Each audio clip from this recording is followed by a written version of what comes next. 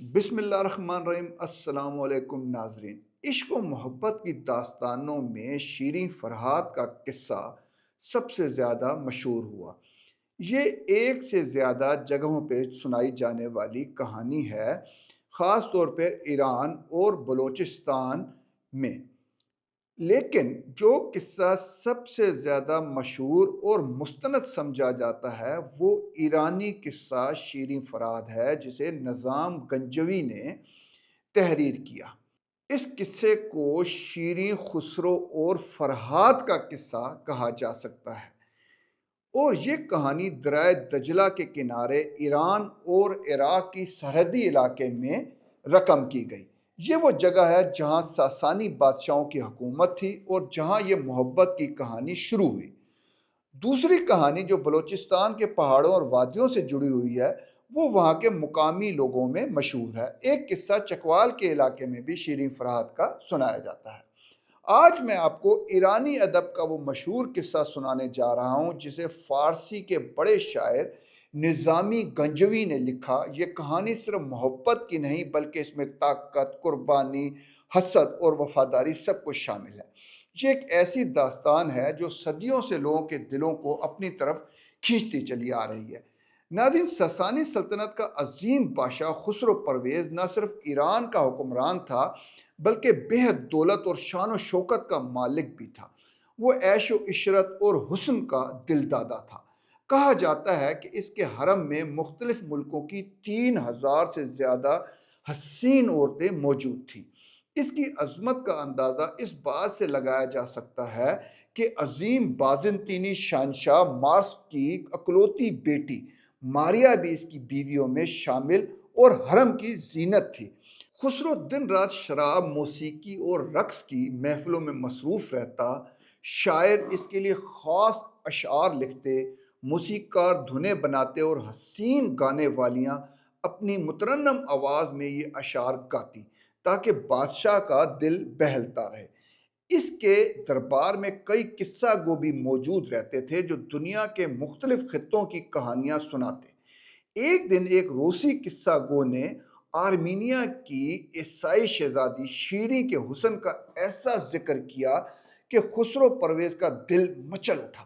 وہ اپنی محفلوں کی ہزاروں حسیناؤں کو بھول گیا، حتیٰ کہ دنیا بھر سے لائی گئی قیمتی شرابیں بھی اس کے دل کی آگ کو ٹھنڈا نہ کر سکی۔ اب وہ دن کو آہیں بھرتا اور رات کو شیریں کے خواب دیکھتا۔ جب اس کی بے قراری حد سے بڑھ گئی تو ایک دن اس نے سب کچھ چھوڑنے کا فیصلہ کیا۔ وہ اپنے چند وفادار ساتھیوں کو ساتھ لے کے آرمینیا کی طرف نکل پڑا تاکہ شیریں کو دیکھ سکے اور اسے حاصل کر سکے۔ جاتے ہوئے اس نے حکم دیا کہ دریائے دجلہ کے کنارے ایک محل رنگ محل کے نام سے تعمیر کیا جائے تاکہ وہ شیریں کے ساتھ اس میں قیام کرے۔ اس کام کے لیے زمانے کے مشہور سنگ تراش فرہاد کو منتخب کیا گیا۔ خسرو نے دربار میں کہا کہ اگر اس نے محل اس کی خواہش کے مطابق تعمیر کروایا تو اسے منہ مانگا انعام دیا جائے گا۔ چونکہ خسرو پرویز اس زمانے کا سب سے طاقتور بادشاہ تھا، اس لیے اس کی بے قراری اور شیریں کے عشق کی خبریں کسی سے چھپی نہ رہ سکی۔ اس کی محبت کی داستان اور شیریں کو پانے کی تڑپ کے قصے دور دور تک پھیل گئے۔ یہ باتیں آرمینیا کے بادشاہ نیل اور اس کی حسین و جمیل بیٹی شیریں تک بھی پہنچی۔ اپنے لیے اس قدر بے قراری اور چاہت کے قصے سن کر شیریں کا دل بھی مچل اٹھا۔ وہ بھی اندیکھے خسرو پرویز کے عشق میں گرفتار ہو گئی۔ اب حالت یہ تھی کہ خسرو شیریں کو حاصل کرنے کے لیے بے چین تھا اور شیریں خسرو کو دل دینے کے لیے بےتاب۔ جب خسرو آرمینیا پہنچا تو بادشاہ نیل نے اس کا بڑے شاندار طریقے سے استقبال کیا، لیکن شیریں صرف حسین ہی نہیں بہت چالاک بھی تھی۔ وہ جانتی تھی کہ خسرو ایک حد سے زیادہ حسن پرست انسان ہے اور اس کے محل میں پہلے ہی 3000 حسینائیں موجود ہیں۔ اس لیے اس نے سوچا کہ وہ اپنی اہمیت کو مزید بڑھائے گی، اس لیے اس نے اپنی سہیلیوں اور کنیزوں کے ساتھ شکار کے لیے نکلنے کا منصوبہ بنایا تاکہ خسرو کے دل کی تڑپ اور بڑھ جائے۔ خسرو پہلی نظر میں شیریں کو دیکھنے کے لیے بے قرار تھا۔ اس لیے وہ اپنے ساتھیوں کو ساتھ لے کے شیریں کی تلاش میں نکل پڑا، مگر شیریں اس کے ساتھ آنکھ مچولی کا کھیل کھیلتی رہی۔ جب خسرو کسی شکارگاہ میں پہنچتا تو شیریں وہاں سے نکل کر کسی اور مقام پر چلی جاتی۔ یہ لکا چھپی کا کھیل کئی دن تک جاری رہا۔ آخر کار خسرو کی حالت یہ ہو گئی کہ وہ بادشاہ ہونے کے باوجود اپنی جوان مردی اور غرور چھوڑ کر عاجزی پر اتر آیا۔ وہ شیریں کے سامنے آنے کے لیے منتیں اور فریادیں کرنے لگا۔ جب یہ فریادیں شیریں کے کانوں تک پہنچیں تو اس نے فیصلہ کیا کہ اب وہ خسرو کو اپنا دیدار کرائے گی۔ ایک دن خسرو ایک پہاڑ کے دامن میں مایوسی کے عالم میں ہاتھ میں شراب کا جام تھامے پتھر پہ بیٹھا تھا۔ اچانک شیریں اس کے سامنے آ گئی۔ جیسے ہی خسرو نے شیریں کے حسن کو دیکھا، اس کے ہاتھ سے شراب کا جام زمین پر گر گیا۔ وہ شیریں کو حیرت اور محبت سے تکتا ہی رہ گیا۔ دوسری طرف خسرو کے حسن و وجاہت نے شیریں کے دل کو بھی جیت لیا اور وہ بھی خسرو کے عشق میں پوری طرح دیوانی ہو گئی۔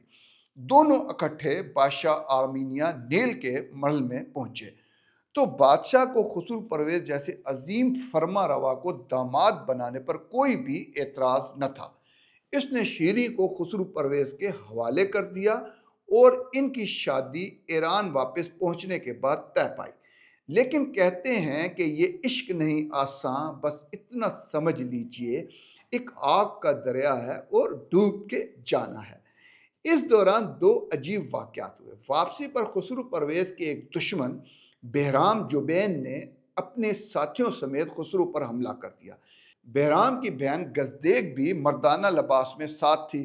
گزدیک ایک جنگجو اور مردانہ ٹائپ عورت تھی۔ اس نے جب خسرو کو دیکھا تو اس پر مر مٹی عاشق ہو گئی۔ اس جھڑپ میں خسرو اور بہرام دونوں کے کئی ساتھی مارے گئے، لیکن خسرو نے بہرام جوبین کو قتل کر دیا۔ اس دوران تلوار خسرو کے ہاتھ سے گر گئی۔ اس موقع پر بہرام کا ایک شاہ سوار ساتھی خسرو کو قتل کرنے کے در پہ ہوا۔ دیوہکل گزدیک نے مداخلت کی، اپنے ہی ساتھی کو قتل کر دیا اور خسرو کو بچا لیا۔ اب اس قافلے میں شیریں اور خسرو کے ساتھ ساتھ گزدیک بھی شامل ہو چکی تھی۔ خسرو جب شیریں اور گزدیک کے ساتھ اپنے شہر ٹیسفون واپس پہنچا تو رنگ محل تعمیر ہو چکا تھا۔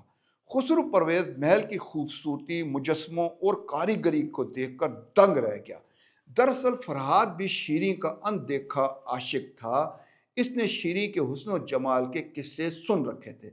جب اسے معلوم ہوا تھا کہ یہ محل شیریں کی رہائش کے لیے تعمیر کیا جا رہا ہے تو اس نے اپنی کاریگری اور مہارت کی انتہا کر دی تھی۔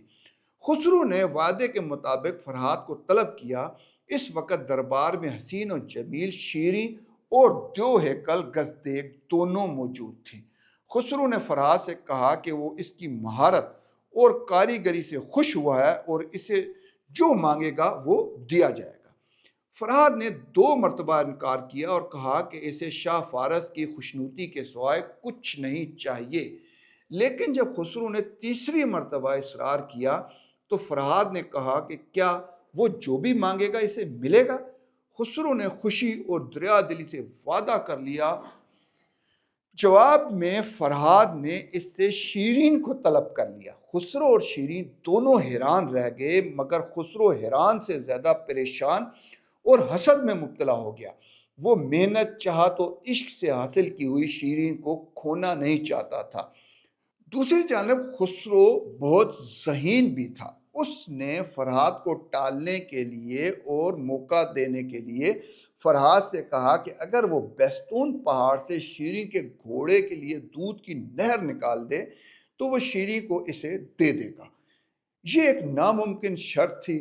خسرو کا خیال تھا کہ فرہاد فوراً پیچھے ہٹ جائے گا اور وہ شیریں سے شادی کر لے گا، لیکن فرہاد نے شرط منظور کر لی اور اپنے اوزار لے کر بیستون پہاڑ کی سمت روانہ ہو گیا۔ اب وعدے کے مطابق خسرو اور شیریں کی شادی نہیں ہو سکتی تھی۔ خسرو نے دیوہکل گزدیک سے شادی کر لی، یعنی کہ 3001 خاتون اس کے حرم میں آ گئی اور شیریں کے حصے میں آیا انتظار۔ فرہاد نے پہاڑ توڑنا شروع کر دیا۔ کہتے ہیں کہ وہاں سے حضرت خضر علیہ السلام کا گزر ہوا۔ انہوں نے فرہاد سے سوال کیا تو فرہاد نے اپنی ساری رام کہانی اسے سنائی۔ خضر علیہ السلام نے اسے کہا کہ یہ کام ناممکن ہے، اگر تم نے پہاڑ کاٹ بھی لیا تو دودھ کی نہر کیسے نکالو گے؟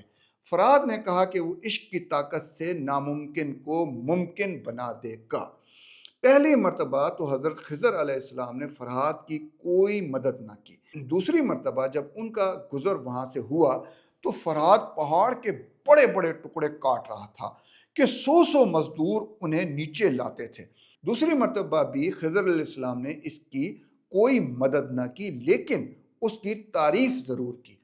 دوسری جانب شیریں فرات کا انتظار کرنے کے بجائے خسرو سے شادی کی تدبیریں کر رہی تھی۔ اس نے غصے میں گزدیک کو زہر دے کر مار ڈالا۔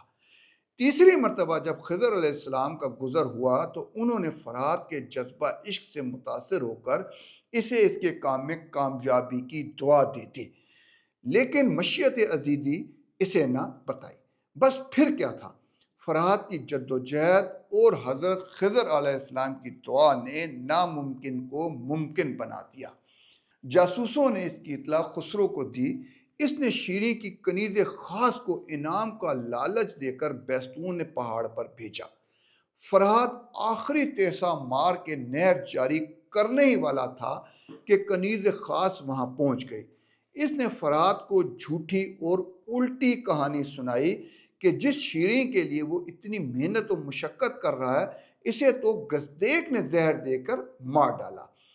فرات کو زہر خوانی کے واقعے کی اڑتی اڑتی خبر ملی تھی اور وہ جانتا تھا کہ کسی ملکہ کی زہر خوانی سے موت ہوئی ہے، مگر وہ یہ نہیں جانتا تھا کہ مرنے والی شیریں نہیں بلکہ گزدیک ہے۔ فرات نے وہی تیشہ اپنے سر پر مار کر جان دے دی۔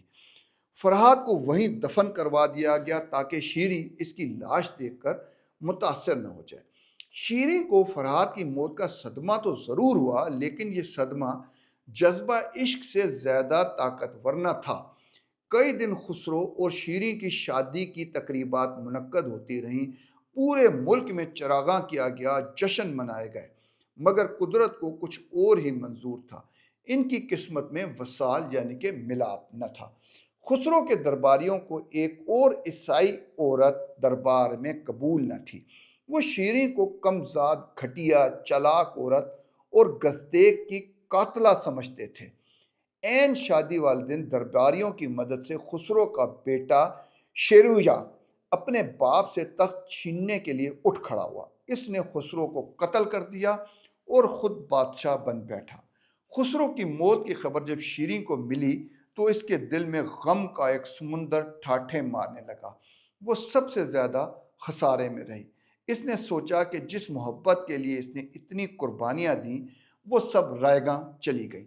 آخر کار اس نے خسرو کے لاشے کے قریب جا کر اپنے سینے میں زہر آلود خنجر پیوست کر لیا۔ اس کی لاش اپنے محبوب کے ساتھ پڑی تھی۔ یوں دونوں کا عشق مر کر بھی امر ہو گیا۔ یہ داستان ہمیں سکھاتی ہے کہ محبت صرف حاصل کرنے کا نام نہیں بلکہ قربانی دینے کا بھی نام ہے۔ فرہاد نے اپنی محبت کے لیے جان دی، خسرو نے اپنی سلطنت کو داؤ پہ لگایا اور شیریں نے اپنی محبت کو آخری سانس تک نبھایا۔